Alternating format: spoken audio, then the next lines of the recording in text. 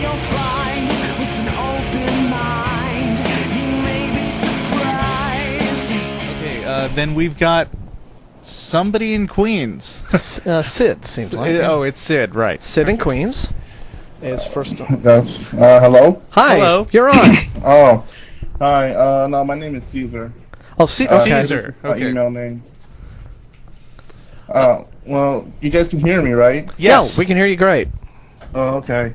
First of all, want to apologize if I'm a little bit nervous.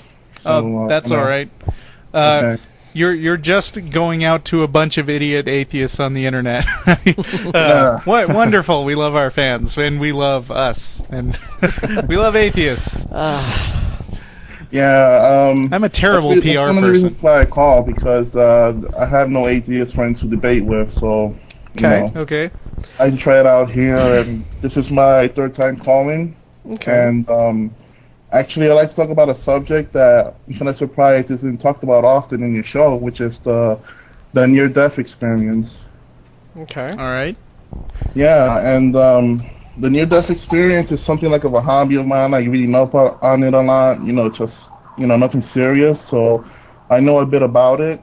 I'm not an expert though, but I find it utterly fascinating because I've heard the skeptics saying, that it's really just the brain going through like a dying process, chemicals, or the brain's going haywire and it's making you hallucinate at the time of death, and and actually, I can't.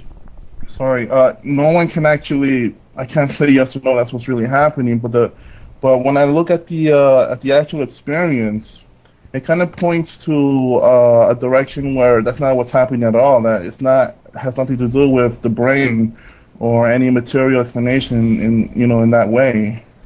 Can you And give that's what I would like to talk about. Can you give an example of one of these experiences, and what about it makes you think that it's got nothing to do with your brain getting a little wonky?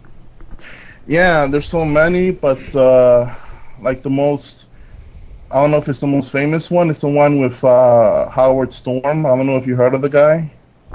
Storm? Nope. Howard Storm.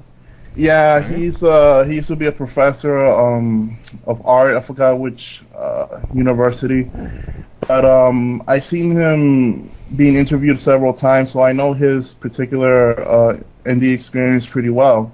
And he was a hardcore atheist, kind of like you guys. He's very intellectual, but he's not. He doesn't go out of his way, to debate atheism or like theists or whatever.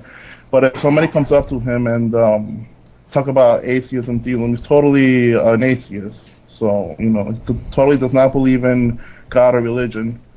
And he had an experience, and his near-death experience totally changed his life. And he gave up he was an art professor, he gave that up, and he became a minister or I think a minister of some sort. I'm not 100% sure on what. But can we talk about that? Sure. Well, okay. I mean, in as much as neither of us really are familiar with Howard Storm, I don't really know that we can, until we read up on him and study him a little bit, we can't really respond to what we think about his particular experience. Yeah, it's true. I mean, I wouldn't want to launch into something blind. I mean, I am certainly aware that people go from being atheists to being theists all the time, just like people go from being theists to being atheists, or they go from Christians to being Jews, or whatever. One person's changing their mind, while interesting in itself, is like an anecdote. And okay, yeah. I see. When you're not actually about the near-death experience, most atheists, and I wish I had the figures, but we're talking about percentages here, like over 95% of atheists who have the near-death experience all of a sudden become theists. They're no longer atheists. Well, So over 98% of statistics are made up on the spot, so I don't know exactly. Yeah, I mean, where if you've gotten that you had an information from. actual study to point out, I mean, explaining how they selected their sample set, then we might have something to discuss. But I mean, obviously, we can't really talk about something random thrown out like 95% that we have no way of verifying. Okay. Well, that's an educated guess. I mean, I don't have the exact... Wait, it's a guess? An educated guess? I thought Well, you yeah, said... I mean, like, when I read up on these things, every NDE case involving an atheist, he converts to... Well, I mean, of course, when you read a story about it, it usually involves an atheist having a near-death experience and changing his mind, because a story where, like, an atheist was near death and then experienced something weird and then wasn't convinced by it doesn't tend to get written down or noticed by anybody. Yeah, and a lot of these sources that you might be reading, and until, you know, without knowing exactly what they are, but I suspect that you have been reading a lot of sources that might be websites, they might be books, and these are probably written by people who are in what you might call the paranormal community or something. They're believers in these kinds of phenomenons, and so they're and so they're usually going to, it's in their interests.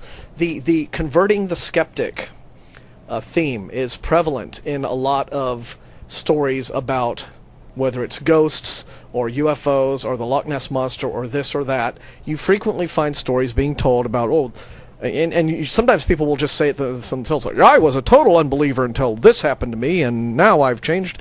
These are very, very frequent themes that come up in these kinds of stories. So because we hear it so often, and because we know it's part of the sales pitch for these beliefs, we tend to be very, skeptical about that sort of thing. And also, knowing that near-death experience is a phenomenon that has been studied, and in fact the actual experience of what is reported to be going on during an NDE, such as going down the tunnel of light and having feeling disconnected from your body, etc., etc., etc.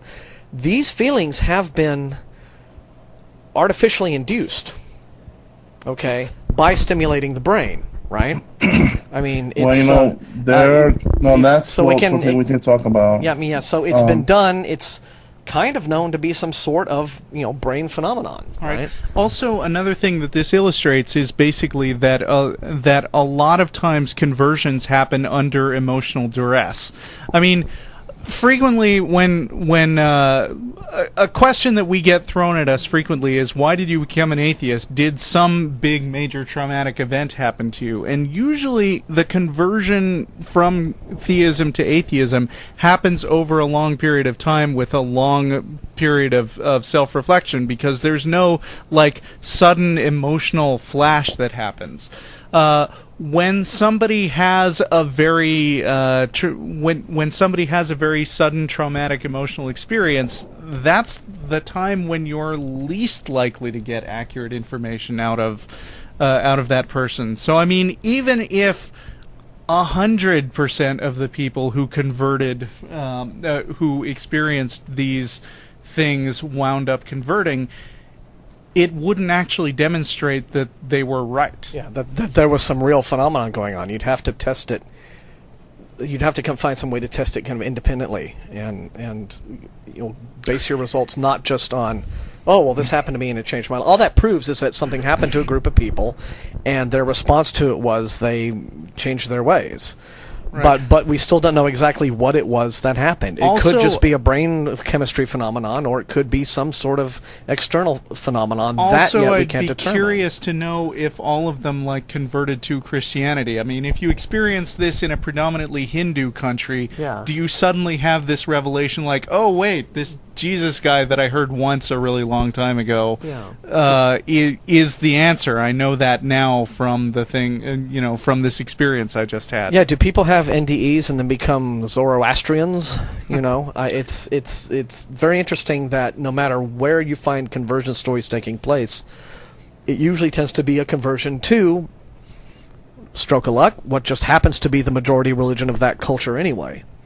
So, well, that's not surprising. I mean, you're gonna go to a religion that might be more comforting to you, but the thing is that. But this is the point.